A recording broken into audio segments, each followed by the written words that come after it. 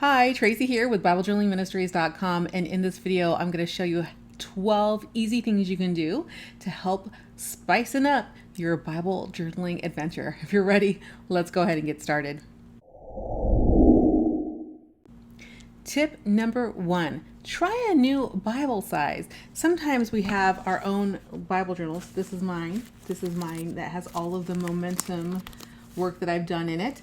But sometimes it can be a little bit hard to continue to Bible journal in the same Bible. So get another one if you can. So you can use a cheap one. Maybe you pick it up at the Goodwill, or maybe you try a translation that's a little bit different. So maybe you, instead of doing the NIV version, you might decide to do an ESV version like I have here. This is why I have a whole stack of Bibles behind me, because I'm always looking at different translations, because my purpose in Bible journaling is to grow in the Word creatively. And I find that when I try a different translation, it really helps open my eyes to something that I may not have seen in a previous translation. So switch up your translations. You can definitely swap from one to one. And if you don't have another Bible or you can't afford one, go to BibleGateway.com, and there are many different translations there for you to use for free online. If you're watching this video, you probably have access. Tip number 2, switch up your sizes. So instead of just Bible journaling your standard 2-inch margin, so this would be, let me just grab one here, standard 2-inch margin, grab a Bible that might have maybe a 4-inch margin, like this one. This is huge. Or maybe go to an interleaved Bible. Let me see if I can pull one down the shelf real quick for you. Yep, one right here.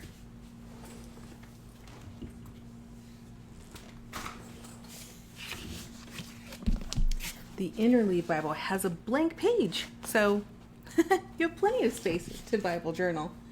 Or maybe you try a coloring Bible. That's a different type of Bible as well. Like this one here is the My Creative Bible for Girls. So it has like coloring pages and funness in there, a little bit different, something else, just to kind of spicing up your Bible journal life. The next tip I have for you is tip number 3, which is try a different medium. You can use pencils. So I have some pencils here that I might use. So pencils.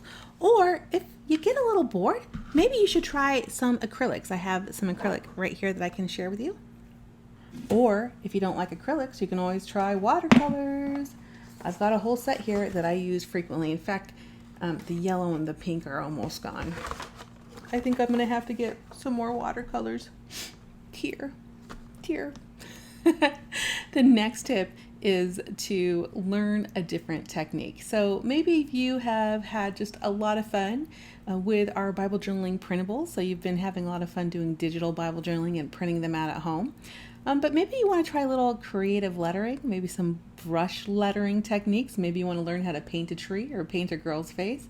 We have that program called Momentum, and it is a digital Bible journaling membership, and that is where we share with you at least 5 to even more, 5 to 10 sometimes. Sometimes I go a little overboard in technique.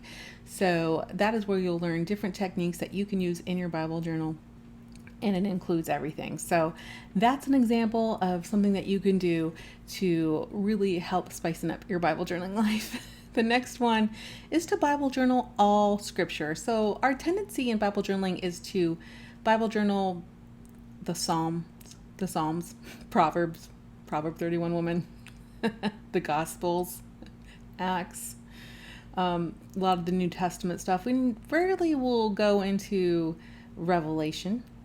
We sometimes do not want to Bible journal Numbers or Leviticus, some of these books of the Bible that we just don't really like. So Bible journal all scripture, give it a shot. See how you can engage with the different books of the Bibles. Maybe some of the ones that you're not that interested in reading, give that a shot. And I think that will really help, at least, especially if you're having some creative block. The next thing is to incorporate everyday life into your Bible journaling. So maybe what you do is you take your Bible journal out and you start writing down what happened today. Like, you create just another journal. Maybe you put some pictures of it, of your kids, or of things that you saw, and just incorporate everyday life. And don't forget to date it, because I find that when I'm incorporating my everyday life, I sure like to kind of remember those dates where maybe I'm doing a little bit of adding pictures of my kids, or maybe my kid graduated from college or from high school, and then I put his picture in there and I have a little date there. So I like to incorporate everyday life into my Bible journaling. The next thing that you can try is a journal outside of your Bible. So maybe go get an art journal and start doing some faith art journaling in there. Some kind of, maybe you're going to read a Bible verse and then create this really beautiful painting. Or maybe you're going to read a Bible journaling verse and do something in a notebook, or do some verse mapping, or all kinds of different things. So just try something a little bit different, journal outside the Bible, and then come back, because you'll be so much more energized when you kind of switch things up a little bit. The next thing that you can try is to start a local group. There's nothing like community. I love community.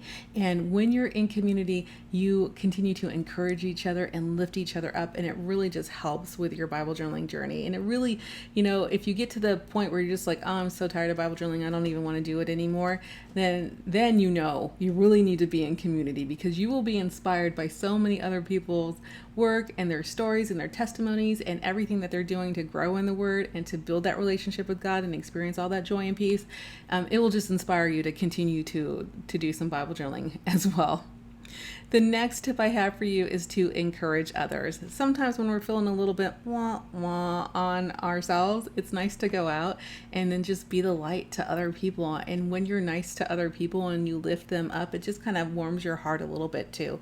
So go out and encourage other people as they do their Bible journaling. Go give them a like, go watch some YouTube videos and comment on their post and give them likes and loves, because I promise you the people doing those videos, especially someone like me, loves it when you like and comment on any of my videos. It just makes my day. So thank you if you've done that.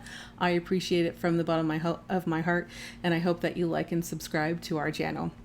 The next thing that you can do is to go back to easy. Sometimes in our journey, we continue to grow and expand ourselves, and that's great. But sometimes we just need a little bit of a breather. We need to go back to finger painting, and that's totally okay. Do go back to easy and release the pressure. Bible journaling should never be pressure on you. It should never be something that makes you unhappy, because I think that when you are in that space in Bible journaling where you're disappointed and you're frustrated and you just don't want to continue anymore, that's just Satan trying to get you off the path. He doesn't want you in your Bible, and you can just tell him to get behind you. The next one is, and this is the last one, is to don't stop. The best tip I can give you is to don't stop Bible journaling. Just do it every now and again. Put a little routine in your calendar. Maybe do it once a week, maybe do it once a month, but don't stop, honey. I want you to make sure that you don't stop. I want you in the Word, growing in the Word, seeing and feeling the presence of God in your life.